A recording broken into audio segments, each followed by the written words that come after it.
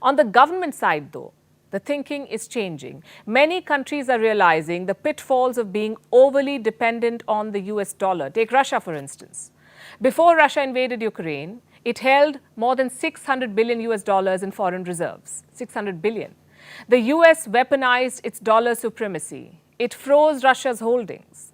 And the US can do this with any country it wants to. This realization, the kind of power that America wields, is making many countries extremely uncomfortable. China, for instance, is skeptical.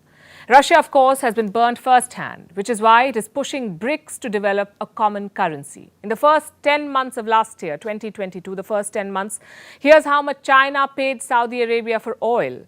More than 55 billion US dollars.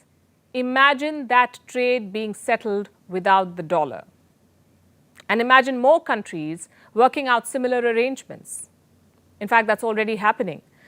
Brazil and Argentina plan to announce a common currency. Russia and Iran are working on a cryptocurrency backed by gold.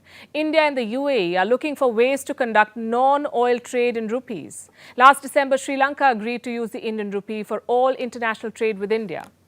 India and Russia also took a big step. The rupee was used for the first time to settle foreign trade between India and Russia. In fact, India's central bank, the Reserve Bank of India, has a whole mechanism in place. It's called the International Settlement of Trade in the Indian Rupee. The goal is quite simple, to facilitate settlement of trade using the rupee. Bangladesh is also considering settling bilateral trade in Indian rupees. The world, you see, is changing. Countries do not want their fortunes to be held in one currency, at the mercy of one country. The big currencies the world over have had it too good for far too long. Their uncontested rally may be coming to an end.